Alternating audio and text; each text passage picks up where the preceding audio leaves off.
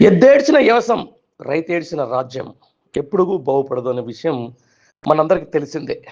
చూస్తూ ఉన్నాం తెలంగాణ రాష్ట్రంలో ప్రజాపాలన తర్వాత కాంగ్రెస్ అధికారంలోకి వచ్చిన తర్వాత ఈరోజు రైతుల పరిస్థితి ఏంటి, ఆ రైతులకు సంబంధించిన దాని మీద సమస్యలు ఎట్లా ఉన్నాయి, ఈవెన్ పంట పెంచుకునేందుకు కావాల్సిన యూరియా నుంచి ఈరోజు అమ్ముకోవాల్సిన పరిస్థితి దాకా వాళ్ళు పడుతున్న పాటలు మనం రెగ్యులర్గా చూస్తూనే ఉన్నాం. ఈ నేపథ్యంలోనే మనకు ఒక వార్త అయితే చాలా బాధ కలిగించే అంశాన్ని అయితే కనిపిస్తూ ఉంది. దీనికి సంబంధించి మెదక్ జిల్లా కలెక్టర్ ప్రతిమా సింగ్ వ్యవహార శైలిపై రైతులు, ప్రజాప్రతినిధులు, అధికారులు, సాధారణ ప్రజల్లో తీవ్ర ఆగ్రహం వ్యక్తమవుతా ఉంది. జిల్లాలో వరి కొనుగోలు వ్యవస్థ పూర్తిగా దెబ్బతిన్నప్పటికీ కలెక్టర్ నిర్లక్ష్యంగా వ్యవహరిస్తున్నారనే ఆరోపణలు రోజు రోజుకు పెరుగుతున్నాయి. గ్రామాల్లో వేలాది క్వింటాళ్ల వరి కొనుగోలు కోసం సిద్ధంగా ఉన్నప్పటికీ లారీలను పంపకపోవడం వల్ల రైతులు తీవ్ర ఇబ్బందులు పడుతున్నారు. రోజులు గడుస్తున్న వరి కొనుగోలు ప్రక్రియ ముందుకు సాగక రైతులు ఆర్థికంగా తీవ్ర నష్టాలను ఎదుర్కొంటున్నారు. రైతుల ఆవేదనను పట్టించుకునే పరిస్థితి జిల్లా యంత్రాంగంలో కనిపించడం లేదని రైతు సంఘాలు మండిపడతా ఉన్నాయి. మెదక్ కలెక్టర్ ప్రతిమా సింగ్ ఫోన్ కాల్స్కు స్పందించడం లేదని, అపాయింట్మెంట్లు ఇవ్వడం లేదని ప్రజాప్రతినిధులు, అధికారులు, రైతులు ఎంత ప్రయత్నించినా అందుబాటులోకి రావడం లేదని తీవ్ర ఆరోపణలు వెల్లువెత్తుతున్నాయి. ప్రజా సమస్యలపై స్పందించకుండా పూర్తిగా నిర్లక్ష్య ధోరణితో వ్యవహరిస్తున్నారని విమర్శలు వస్తూ ఉన్నాయి. దీనికి సంబంధించిన దాని మీద చూస్తుండొచ్చు. అంటే దాదాపుగా ఇప్పటికే కల్లాలకు వడ్లు వచ్చేసి నెలకు పైగా దాటింది. చాలా జిల్లాల్లో ఇదే పరిస్థితి ఉంది. ఎక్కడ చూసినా కూడా రైతులు కల్లాల్లో పడిగాపులు కాస్తా ఉన్నారు. మా వడ్లు కొనండి అయ్యా అని చెప్పేసి వేడుకుంటా ఉన్నారు. పాపం కొన్ని దిక్కుల అదే ఎండ దెబ్బకు తాళలేక వెయిట్ చేసి రైతన్నలు తమ జీవితాన్ని కూడా బలిపెడుతున్నారు. ఇలాంటి సందర్భాలు మనం చూస్తూ ఉన్నాం.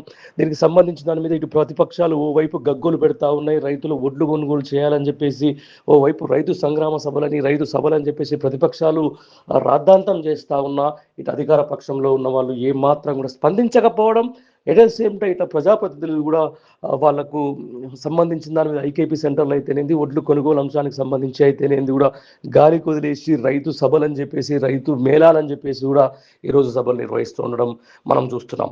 ఈ నేపథ్యంలోనే అసలు ఆదుకోవాల్సినటువంటి బ్యూరోక్రాట్స్, ముఖ్యంగా కలెక్టర్లు పూర్తిగా రైతులను విస్మరించడం, రైతు కొనుగోలు అంశానికి సంబంధించిన దాని మీద ఎలాంటి చర్యలు చేపట్టకపోవడం, ఆ తర్వాత సెలవులు అంటూ వెళ్ళడం, ముఖ్యంగా రైతులు ఫోన్ చేసినా, ప్రజాప్రతినిధులు ఫోన్ చేసినా కూడా స్పందించకపోవడం, కనీసం రిప్లై కూడా ఇవ్వకపోవడం, దాన్ని మనం ఈ తెలంగాణ రాష్ట్రంలో అజో ప్రజాపాలనలోనే చూస్తూ ఉన్నాం. దీనికి సంబంధించిన దాని మీద ఒక ప్రభుత్వం నుంచి కూడా ఎలాంటి వివరణ లేకపోవడం కూడా మనం చూస్తా ఉన్నాం. కేవలం రివెంజ్ పాలిటిక్స్ మీద దృష్టి సారించినటువంటి ప్రజాపాలనలో ఉన్నటువంటి ప్రజాప్రతినిధులు, మంత్రులు, ఆ తర్వాత ఎవరైతే ముఖ్యమంత్రి స్థాయి వ్యక్తులు దీని మీద పూర్తిగా స్పందించకపోవడం వల్ల ఈరోజు రైతు ఘోరాతి ఘోరమైన పరిస్థితిలోకి దిగజారినట్టుగా మనకు స్పష్టంగా తెలుస్తూ ఉన్నాయి. ఇక అసలు విషయానికి వస్తే అత్యంత కీలక సమయంలో వరుసగా రోజుల తరబడి సెలవులు తీసుకుంటూ జిల్లా పరిపాలన పూర్తిగా గాలికి వదిలేశారనే ఆరోపణలు కూడా మెదక్ జిల్లాకు సంబంధించిన కలెక్టర్ గారి మీద బలంగా వినిపిస్తున్నాయి. రైతులు కష్టాల్లో ఉన్న సమయంలో ప్రజల సంక్షేమం కోసం పనిచేయాల్సిన కలెక్టర్ పూర్తిగా ప్రజా ప్రయోజనాలను విస్మరించి వ్యవహరించారని ప్రజలు ఆగ్రహం వ్యక్తం చేస్తున్నారు. జిల్లా అధికారులు సైతం సమన్వయం లేకపోవడం, స్పందన లేకపోవడం, నాయకత్వ లోపం కారణంగా తీవ్ర అసంతృప్తిలో ఉన్నారనే సమాచారం.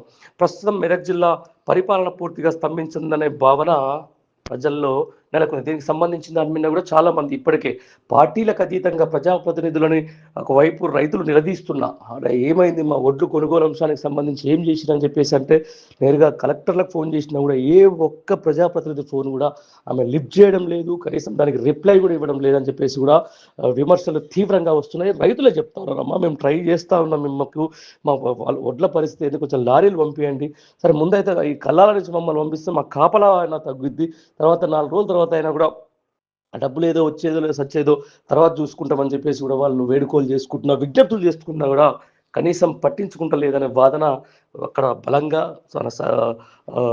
ప్రతి చోట వినిపిస్తున్నటువంటి మాట. రైట్, ఇప్పటికైనా రాష్ట్ర ప్రభుత్వం వెంటనే జోక్యం చేసుకొని వరి కొనుగోలు, రవాణా సమస్యలను పరిష్కరించాలని, రైతులకు న్యాయం చేయాలని, జిల్లా పరిపాలనపై తక్షణ చర్యలు తీసుకోవాలని రైతు సంఘాలు, ప్రజా సంఘాలు డిమాండ్ చేస్తున్నాయి. లేదంటే జిల్లా వ్యాప్తంగా భారీ ఆందోళనలు, నిరసనలు చేపడతామని హెచ్చరిస్తున్నాయి. అయితే ఇంత జరుగుతున్నా కూడా నిమ్మకు నీరెత్తినట్టు రైతుల పట్ల ఈరోజు ప్రజాపాలనలో అని చెప్పేసి అధికారంలోకి వచ్చినటువంటి కాంగ్రెస్ పార్టీ చేస్తున్నటువంటి ఈ నీచాతి నీచమైనటువంటి ఈ రాజకీయం మనం రెగ్యులర్గా చూస్తూనే ఉన్నాం. ప్రతిపక్షం ఏదైనా ప్రతిపక్షం సంబంధించిన దాని మీద ఏమాత్రం కూడా వాళ్ళని పరిగణలోకి తీసుకోకుండా ఈరోజు ప్రతిపక్షం ఆందోళనలు చేస్తున్నా, కేవలం రివెంజ్ పాలిటిక్స్కి సంబంధించిన దాని మీదనే మాట్లాడుతున్నా, కేవలం రైతు ఏదేమైనా కూడా వాళ్ళకు దక్కాల్సినటువంటి 10 ఏళ్ల కాలం పాటు రారాజుగా ఉన్నటువంటి రైతు ఈరోజు మళ్ళీ ఉమ్మడి ఆంధ్రప్రదేశ్లో ఎదుర్కొన్నటువంటి బాధలు, తర్వాత ఉమ్మడి ఆంధ్రప్రదేశ్లో ఎదుర్కొన్నటువంటి ఆర్థిక కష్టాలు, ఆ తర్వాత సమస్యలను ఎదుర్కొంటున్న సందర్భాన్ని మనం చూస్తా ఉన్నాం. దీనికి సంబంధించిన దాని మీద ఇప్పటికే పలు చోట్ల ఐకేపీ సెంటర్లో రైతులు చేస్తున్నటువంటి ధర్నాలు, రాస్తారోకోలు, వడ్ల కొనుగోలు అంశానికి సంబంధించి సన్న వడ్లకు బోనస్లు అయితేనేది, లేకపోతే రైతు బీమా అయితేనేది, లేకపోతే రైతు బంధు అయితేనేది, లేకపోతే రైతు భరోసా అయితేనేది, లేకపోతే యూరియా కష్టాలు అయితేనేది, లేకపోతే సబ్సిడీ, ముఖ్యంగా పంట రైతులకు ఇచ్చే సబ్సిడీల మీద కూడా ఇక్కడ స్కాములు జరుగుతున్నటువంటి పరిస్థితి తెలంగాణ రాష్ట్రంలో మనకు రెగ్యులర్గా కనిపిస్తున్నటువంటి మాట. ఏదేమైనా కూడా ప్రజాపాలన అనే దాని మీద ఒక చర్చ పెడితే ఈరోజు రైతులందరూ ఇది ఖచ్చితంగా ప్రజాకంటక పాలనే. ఈ విధంగా బ్యూరోక్రాట్లు అయితేనేది, కలెక్టర్ల స్థాయి వ్యక్తులు అయితేనేది, ప్రజాప్రతినిధులు అయితేనేది కనీసం స్పందించకుండా ఈరోజు రైతులను నట్టేట ముంచుతున్నటువంటి ప్రభుత్వానికి మేము గట్టిగానే బుద్ధి చెప్తామని చెప్పేసి ఓవైపు రైతు లోకం మొత్తుకుంటున్నటువంటి సందర్భం. ఇదే నేపథ్యంలో కూడా అసలు పంటలు కొనుగోలు చేయాల్సినటువంటి ప్రభుత్వం వారిని ముందు నుంచే వారికి రైతు బంధువుకు సంబంధించి, రైతు భరోసాకు సంబంధించిన దాని మీద విడతల వారిగా ఎకరానికి ఒకసారి అది కూడా పంట కోసిన తర్వాత ఇస్తూ ఉండడం, తర్వాత అసలు ఈ వరి పంట వేయకూడదు, వరి పంట అసలు కొనుగోలే చేయమని చెప్పేసి మంత్రివర్గ స్థాయి వ్యక్తులే చెప్తూ ఉండడం, ఆ తర్వాత దానికోసమే ఈ యూరియా కష్టాలు తీసుకొని రావడం, ఆ తర్వాత దానికోసమే రైతుల బీమాని కట్ చేస్తూ ఉండడం, దానికోసమే ఈ రైతుల్ని ఇలా హరిగోసలు పెడుతూ ఉండడాన్ని తీవ్రంగా తప్పుపడుతున్నాయి ప్రజా సంఘాలు అయితేనేంది, రైతు సంఘాలు అయితేనేంది.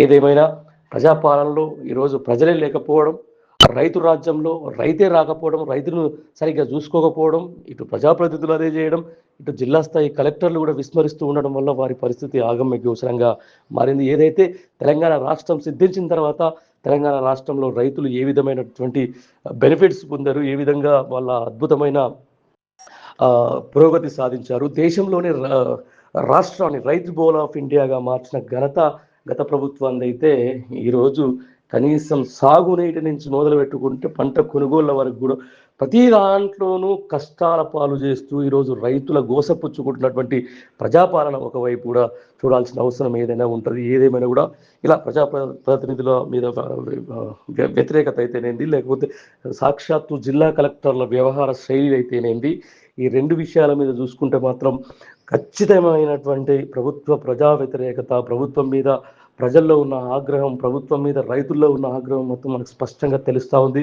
ఇప్పటికైనా తక్షణంగా ప్రభుత్వం స్పందించి ఒక విధంగా రైతుల్ని ఆదుకునే ప్రయత్నం చేయాలి. రైతులకు వాళ్ళ పంట కొనుగోలుకు సంబంధించిన దాని మీద సత్వర చర్యలు చేపట్టాలని చెప్పేసి కూడా మనం కూడా కోరుకుంటాం.